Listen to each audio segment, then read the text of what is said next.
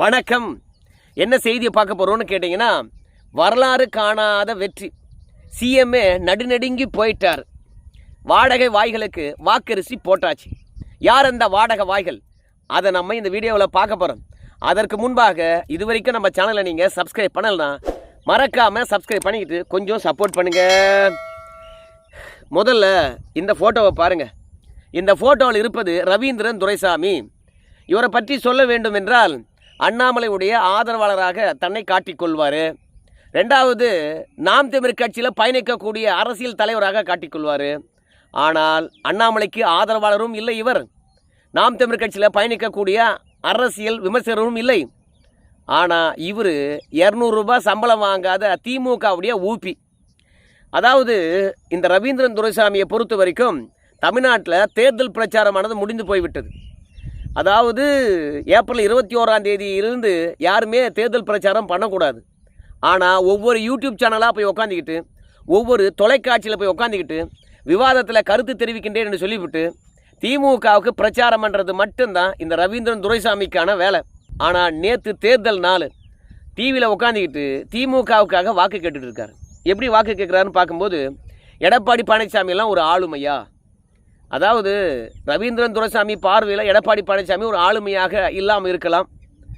ஆனால் பத்திரிகையாளர் என்ற போர்வையில் நீ டிவியில் உட்காந்து பேசுகிற கொஞ்சமேனும் நடுநிலை இருக்கணுமா இல்லையா? ஸ்டாலினுக்கு இருக்கிற மாதிரியான மக்கள் ஈர்ப்பு சக்தி எடப்பாடி பழனிசாமிக்கு இல்லை. ஈர்ப்பு சக்தி இல்லாத எடப்பாடி பழனிசாமியால் அதிமுக 40% வாக்கு வங்கியிலிருந்து 21% வாக்கு வங்கியாக குறைந்து போய்விட்டது. கட்சியை ஏற்கனவே நாடாளுமன்ற தேர்தலையே எடப்பாடி பழனிசாமி அழிச்சிட்டாரு.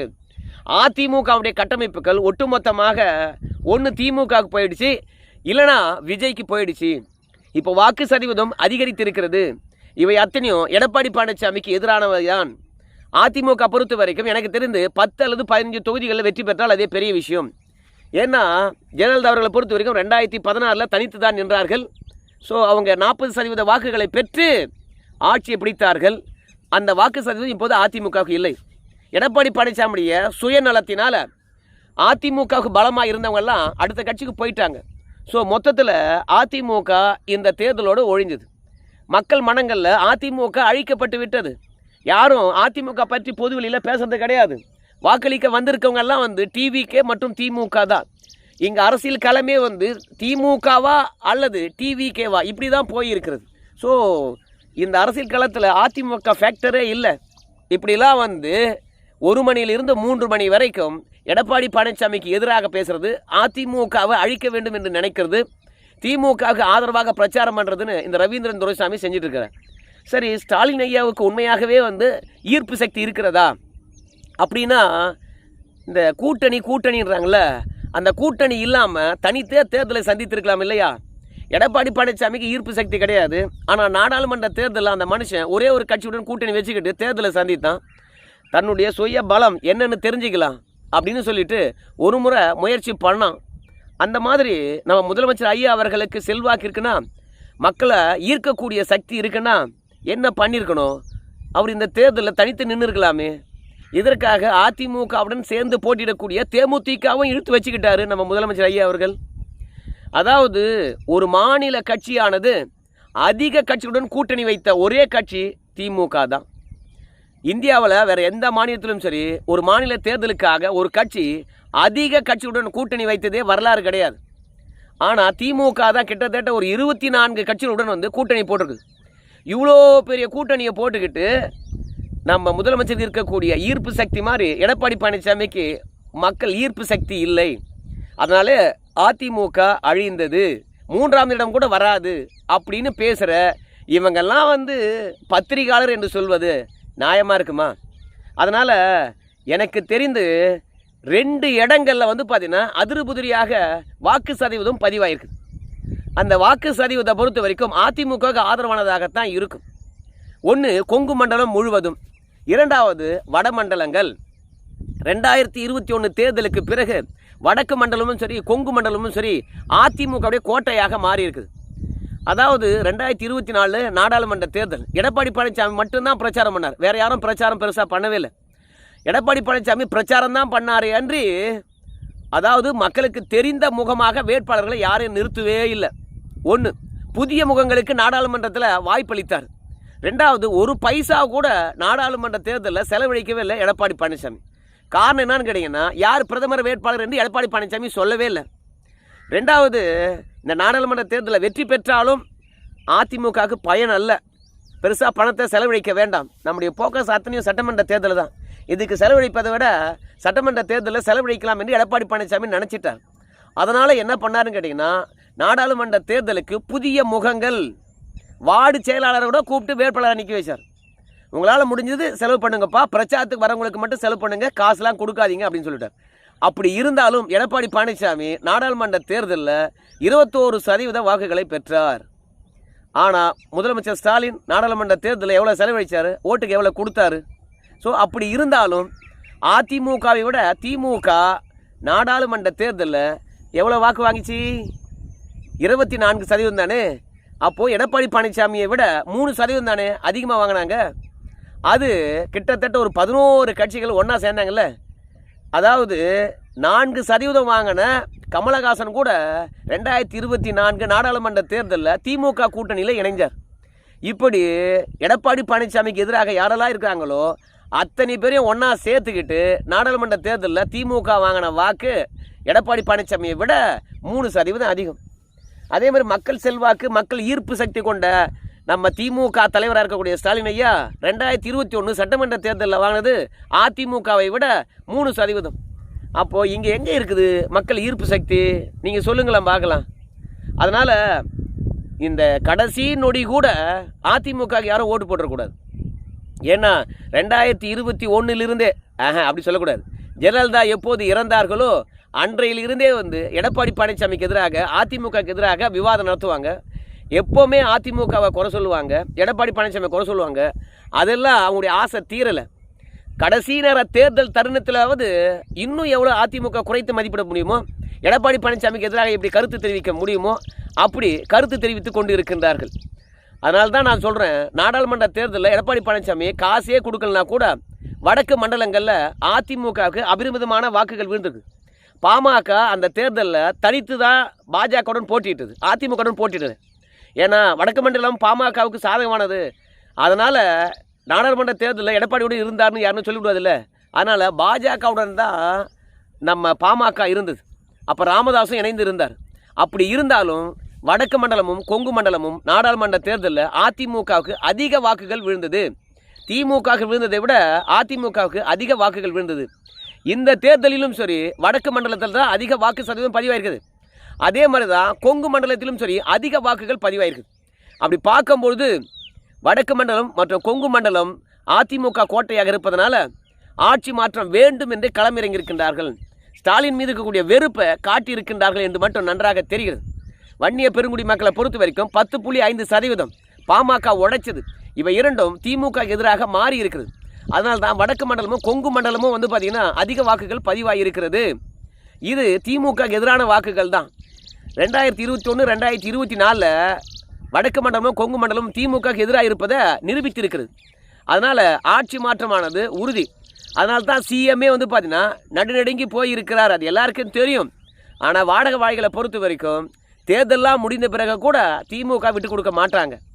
ஏன்னா இந்த தேர்தலில் மட்டும் திமுக தோத்திச்சுன்னு வச்சிங்களேன், கட்சியே இருக்காது. கட்சியே இல்லைன்னா இந்த வாடகை வாய்களுக்கு யாரும் படி அளப்பாங்க? அதனால் வாக்கரிச்சு போட்டாங்கன்னா அதுக்கப்புறம் வீதியில் தட்டு வச்சுன்னு உட்காந்து பிச்சை தானே எடுக்கணும். அதற்காகவே பார்த்திங்கன்னா கடைசி நாளில் கூட ஊடகத்தில் உட்காந்திங்கன்னு அவ்வளோதான், எடப்பாடி பழனிசாமி ஈர்ப்பு சக்தியே இல்லை அப்படின்னு சொல்லிக்கிட்டு இருக்குது. ஏன் 2011 2019 வரைக்கும் ஸ்டாலின் அவர்களுக்கு எங்கேயா போச்சு அந்த ஈர்ப்பு சக்தி? தொடர்ந்து 8 வருடங்களாக தோத்துக்கிட்டே வந்தார் ஐயா எல்லா தேர்தலையும். அப்போ அந்த ஈர்ப்பு சக்தி எங்கே போச்சுன்னு தெரியலையே.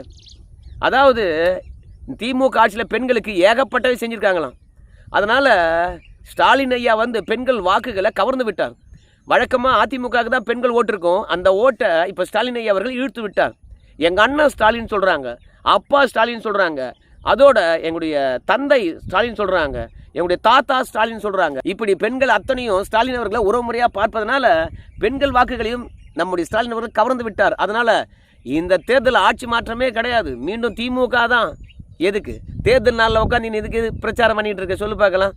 சரி, இந்த மனுஷன் தான் இப்படின்னு பார்த்தா இந்த ஆளை பாருங்கள். இவர் யார்? நக்கீரன் பிரகாஷ். இவருக்கு மொழி வெறி. இவர் தெலுங்கரான். அதனால் தமிழகத்தையே தெலுங்கர் தான் ஆள வேண்டும் என்ற எண்ணம் இவருக்கு இருக்கிறது தான். பல முறை வந்து பார்த்திங்கன்னா வெளிப்படையாக சொல்லியிருக்கின்றார். 1,40,00,000 தெலுங்கர்கள் இருக்கிறாங்களாம். ஸோ இப்போ திமுக மட்டும் போயிடுச்சுன்னு வச்சுங்களேன், நிச்சயமாக இந்த 1,40,00,000 தெலுங்கருடைய நலன் என்ன ஆகிறது? எடப்பாடி பழனிசாமி வந்து பார்த்திங்கன்னா தமிழுக்காக வாழக்கூடியவர். அவருடைய அமைச்சரவையில் பெருசாக யாரும் தெலுங்குகளுக்கு வாய்ப்பே அளிக்கலை. கடம்பூர் ராஜையை தவிர வேறு யாருக்கும் வாய்ப்பு அளிக்கலை. அதே மாதிரி தலைமைச் செயலகத்தில் வந்து இந்திக்காரனுக்கும் தெலுங்குனுக்கும் வாய்ப்பு இல்லாமல் முழுக்க தமிழாளர்களே நிரப்பினார். அதனால் நம்ம எடப்பாடி பழனிசாமி திராவிட கட்சி என்று நினச்சிக்கிட்டு அவரை ஆட்சியில் உட்கார வச்சோம்னா கூட 1,40,00,000 தெலுங்கருடைய வாழ்வு என்ன ஆகிறது?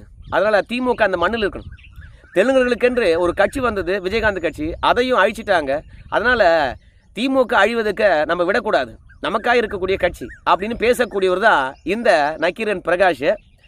ஆனால் நேற்று என்ன தேர்தல் நேரத்தில் உட்காந்து பேசியிருக்காருன்னு கேட்டிங்கன்னா, அதிமுகவுக்கு வர வேண்டிய வாக்குகள் அத்தனையும் டிவிகேக்கு போயிடுச்சு. அதனால் அதிமுக 10 தொகுதி கூட வெற்றி பெறாது.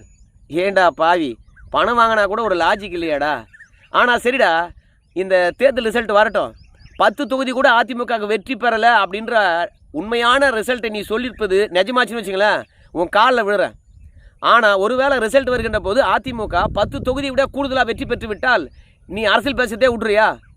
உன் வாடகை வாய்க்கு வாக்கரிசி போட்ட மாதிரி வீட்டில் போய் முடங்குறியா? சொல்கிறா நக்கீரன் பிரகாஷ், ஏன் இவ்வளோ வன்மம் சொல்லு? கொடுக்குற காசுக்கு மேலே கோவரியாடா அப்படின்ற எண்ணம் மட்டும்தான் இருக்கிறது. இந்த வாக்குகள் அத்தனையும் வந்து எடப்பாடி பழனிசாமிக்கு எதிரானவை தான். அதனால் அவை அத்தனையும் வந்து பார்த்திங்கன்னா டிவிகே போயிடுச்சு. அதிமுகவுக்கு வர வேண்டிய எதிர்ப்பு வாக்குகள் வந்து பார்த்திங்கன்னா டிவிகே போனதுனால மீண்டும் திமுக ஆட்சிக்கு வருகிறது. அதுலேயும் 170லேருந்து 180 தொகுதி வரைக்கும் வெற்றி பெறும் இந்த நக்கீரன் பிரகாஷ்.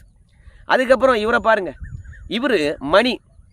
இவரை வந்து அதிகமாக வாக்கு சதவீதம் பதிவாயிருக்குதுங்களே, யார் வெற்றி பெறுவாங்க அப்படின்னு கேட்கும்போது ஒரு நொடிக்கு ஒரு கணிப்பை சொல்கிறார்.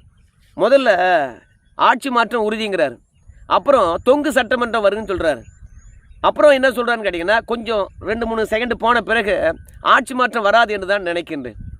அதுக்கப்புறம் ஸ்டாலின் அவர்கள் ஆட்சியை தக்க வைத்து கொண்டார் அப்படின்னு. டேய், இருக்கிற வாய்ப்பெல்லாம் நீ சொல்லிட்டின்னு வச்சுங்களேன், அப்புறம் நீ என்னத்தை கணிச்ச? ஒன்று ஆட்சி மாற்றம் சொல்லு, இல்லையா ஆட்சி மாற்றம் இல்லைன்னு சொல்லு. ஆனால் இருக்கிற வாய்ப்பெல்லாம் ஆட்சி மாற்றம், தொங்கு சட்டமன்றம், ஆட்சி மாற்றம் இருக்காது. ஸோ தனிப்பெருமையுடன் திமுக எழுந்து வரும். தனிப்பெரும்பான்மையுடன் திமுக எழுந்து வரும்னா என்னன்னு கேட்டிங்கன்னா, அதிமுக ஒரு 90 தொகுதி, ஆனால் திமுக பார்த்தீங்கன்னா 110 தொகுதி. அந்த மாதிரி தனிப்பெரும்பான்மையுடன் இருக்கிற வாய்ப்பெல்லாம் சொல்கிறாரு. இவங்கெல்லாம் தேர்தல் கருத்து கணிப்பாளர்கள், இல்லைன்னா அரசியல் விமர்சகர்கள். எதுக்கு தான் இப்படி பேசுகிறாங்கன்னு தெரியல. மொத்தத்தில் திமுகவுக்கு எதிராக ஒரு வார்த்தையை சொல்லக்கூடாது. அப்படி சொல்லிட்டா பணம் கொடுக்குற எஜமானன் கோச்சிக்குவான். மணிக்கு குடும்பமாக படி இழக்கிறாங்க அப்படின்னு சொல்லுகின்ற போது மணிக்கு மட்டும் படி இழக்க மாட்டாங்களே என்ன? மொத்தத்தில் டிவிக்காரனுக்கு படி இழக்கிறாங்க. டிவிக்காரனை பொறுத்த வரைக்கும் திமுகவுக்கு எதிராக பேசினா இன்னொரு முறை கூப்பிட மாட்டான். அப்படி கூப்பிடணும்னு வச்சிங்களேன், இவங்க வீட்டில் உட்காந்து என்ன வேலை பார்ப்பாங்க? இவங்களுக்கு கழனி வேலை தெரியுமா? ஆடு மாடு மேய்ப்பாங்களா? பால் கறப்பாங்களா? என்ன வேலை தெரியும் உங்களுக்கு? டிவியில் உட்காந்துன்னு வாயை விற்று தான் போயிட்டு இருந்தாங்க. இப்போ டிவிக்காரன் கூப்பிடலன்னா பிச்சை எடுக்கணும் உட்காந்துக்கிட்டு. அதனால் டிவிக்காரன் எந்த பக்கம் நிலைப்பாடு எடுத்துருக்கானோ அவனுக்கு சார்பாக பேசுகிறது தான் இந்த வாடகை வாய்களினுடைய குறிக்கோள். அதனால் இந்த தேர்தலானது வரலாறு காணாத அளவுக்கு வெற்றி பெறப்போகுது ஏதோ ஒரு கட்சி. அதற்கு பிறகு நிச்சயமாக சொல்கிறேன், இந்த வாடகை வாய்களுக்கெல்லாம் வாக்கரிசி போட்டுருவாங்க, பொறுத்துருங்க. அதாவது வடக்கு மண்டலத்திலும் கொங்கு மண்டலத்திலும் அதிகமான வாக்கு சதவீதம் பதிவாகி இருப்பதனால சிஎம்ஏ நடுநடுங்கி போயிருக்கின்றார். நமக்கு எதிரான மண்டலத்தில் அதிகமான வாக்கு பதிவாயிருக்குது, அவை அத்தனையும் நமக்கு எதிரானதாக இருக்குமோ அப்படின்னு அவரே நடுநடுங்கி போயிருக்கிறாரு. ஆனால் இவனுங்க மட்டும் கான்ஃபிடெண்ட்டாக உட்காந்துக்கிட்டு திமுகவுக்கு இன்னும் முட்டு கொடுத்துருக்கானுங்க. 2017 2026 ஏப்ரல் மாதம் 23ஆம் தேதி வரைக்கும் அதிமுகவே குறை சொல்லிட்டு இருக்கானுங்க. ஆண்ட ஆட்சியில் என்னடா அறுத்து தள்ளினா அப்படின்னு எவனுமே வந்து பார்த்தீங்கன்னா சொல்கிறதே கிடையாது. திமுக ஆட்சி நல்லா இருந்ததா? இந்த நல்ல ஆட்சிக்கு மீண்டும் கிடைத்திருக்கின்ற சர்டிஃபிகேட்டுன்னு எவனால் பேச முடியுதா? மொத்தத்தில் எடப்பாடி பழனிசாமி ஈர்ப்பு இல்லை, இதனடா பேசியிருக்கீங்க. 5 ஆண்டு காலம் சாதனை ஆட்சி பண்ணார், மக்கள் எல்லாம் சிறப்பாக இருக்கிறாங்க, அதனால் ஓட்டு போட போகிறாங்கன்னு பேசுங்கடா.